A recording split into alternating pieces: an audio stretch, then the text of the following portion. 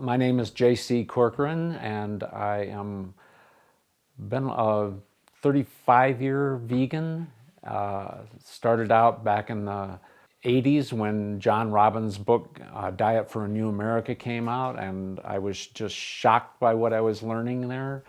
At the time, I was doing I would say programs for a variety of environmental groups in colleges and universities. I would go into the environmental classes and talk about, the crisis that we're eventually going to have to face. And as I went back to school doing that, I said, I want to go finish my degree. So I went and started taking college classes again.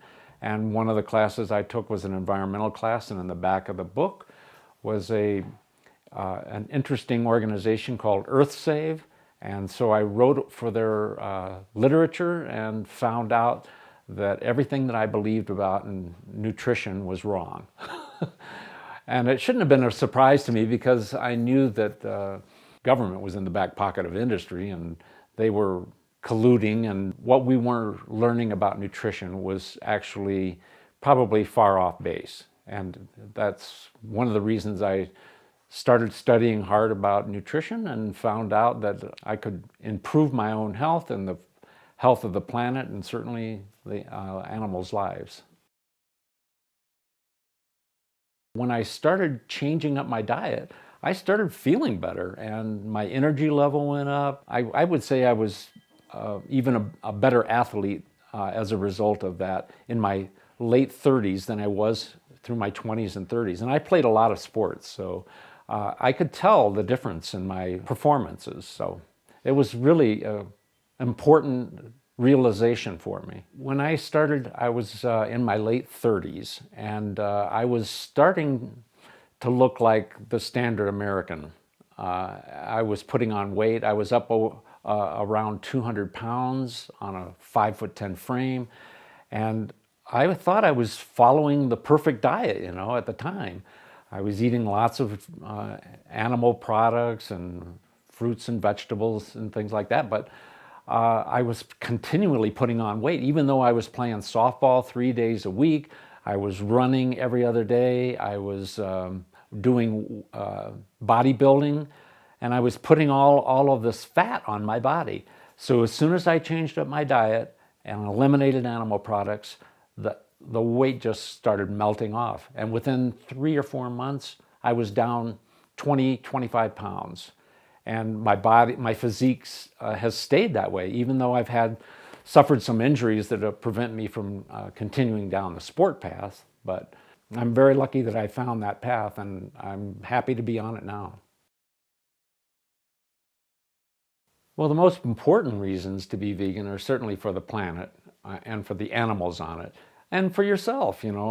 Everyone wants to have a life that's rewarding, that's active, and I've got that lifestyle. And I'm 70 years old now, and I feel great. And I attribute a lot of that to the fact that I switched up my diet so many years ago, 35 years ago or so. As being a firefighter is very difficult. You're on the grounds, you're wearing fire equipment, you've got this heavy tank on, you're breathing from this air pack. So you're carrying around about 50 or 60 extra pounds, and you're going into a fire situation where the temperatures can be 300-400 degrees. So you're working very hard, and so many firefighters, the vast majority of firefighters who die on the job, die on scenes like that because their hearts are not able to handle difficult situations. So when you switch up your diet, your arteries become much cleaner, less chance of developing heart disease and having a heart attack. So heart attacks on fire grounds are the #1 killer of firefighters around the country, around the world. So just that simple reason is enough for me to switch up my diet and make sure that my arteries are clear, and that I'm doing the best for these people who need rescuing, need help. Certainly, I think it's very important for other people to be vegan. If you look just from the perspective of the environment, it's probably the most important thing that you can do for the planet. When you start switching up your diet and going to plants, the impact that you have on the planet is 1/20th of what it would be as a meat eater.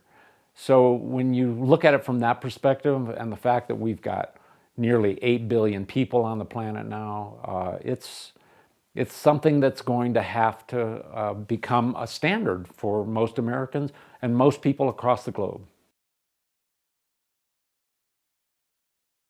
Well, I'm a retired fire captain paramedic, and I made this transformation when I was on the department, the fire department. And I got a lot of ribbing.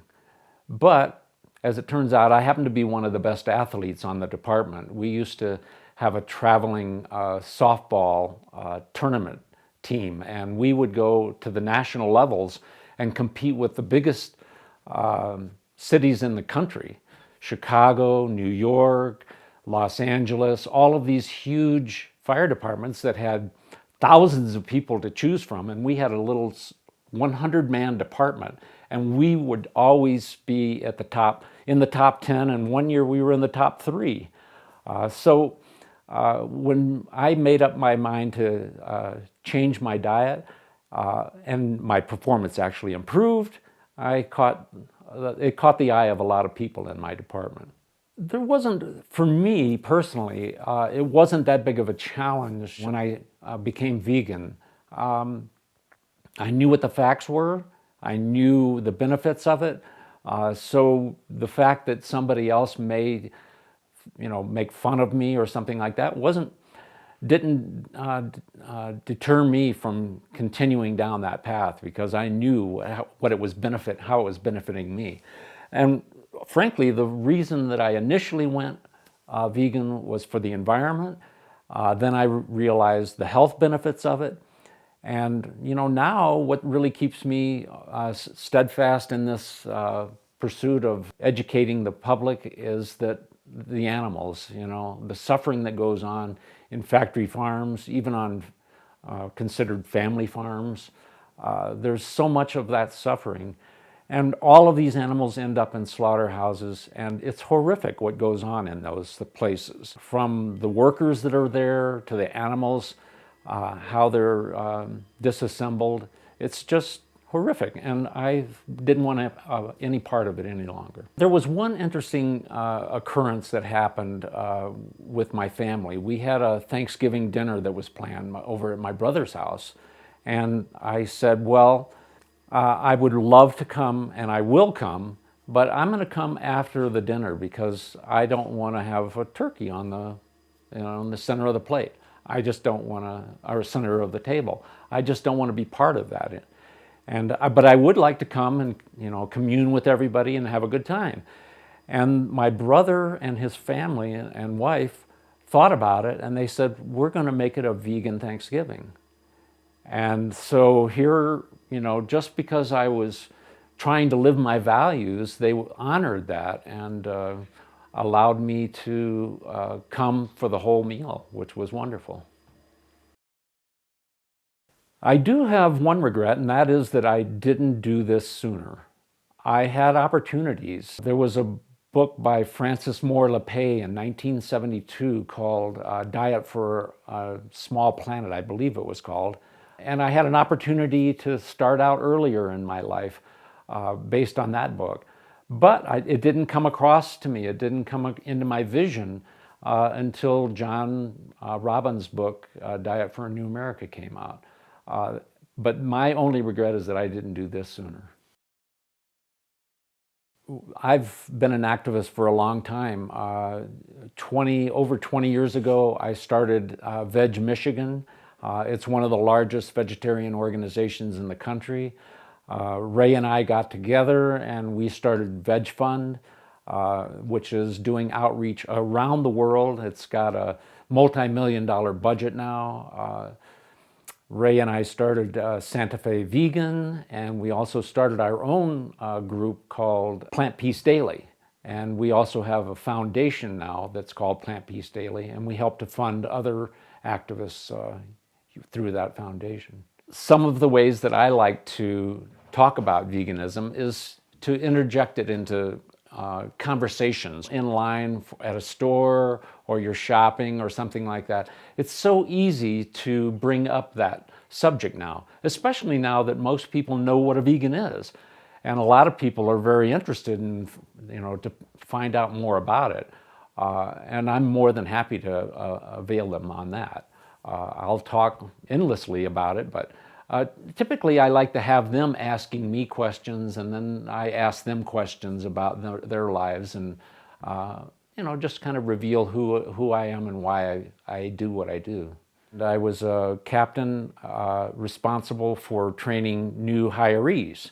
Actually, they weren't hirees, they were in waiting, they were reservists. And I would be training them, and one of the requirements I had was that they watch a 1-hour video.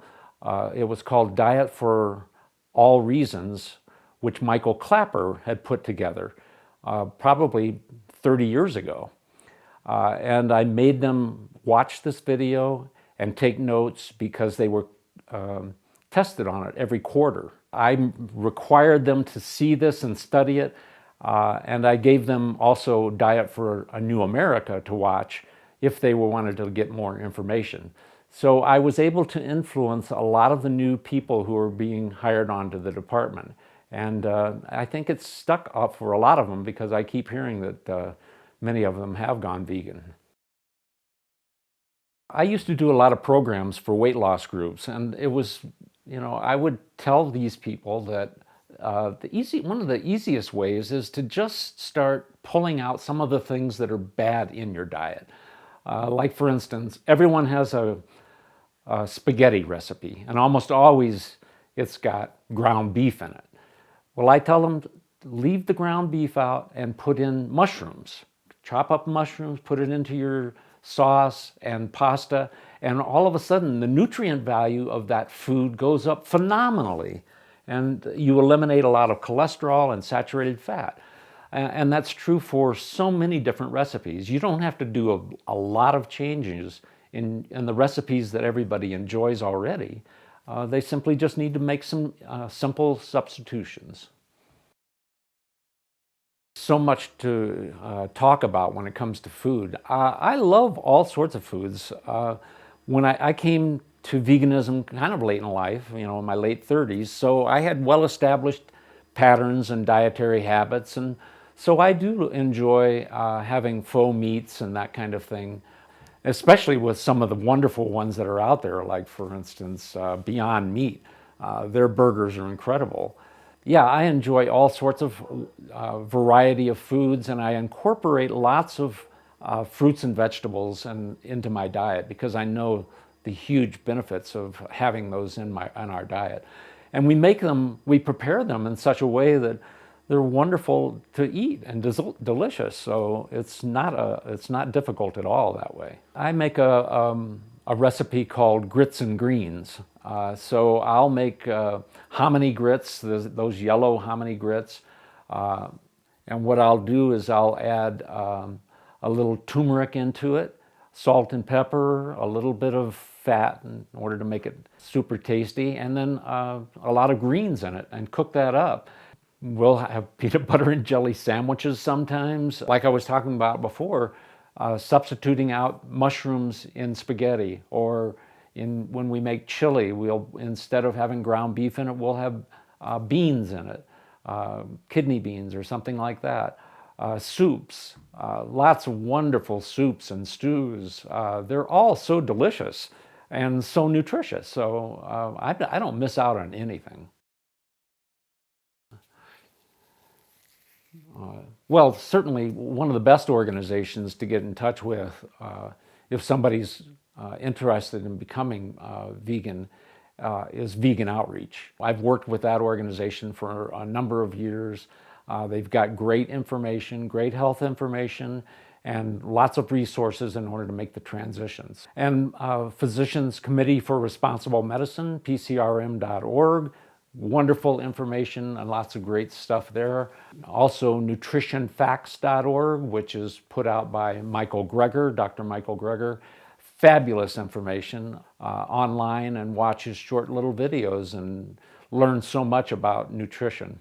It's something that everyone can do on a daily basis. Switching up your diet and honoring the animals and the planet and your own body. We can bring peace to this world if we all join in on doing that.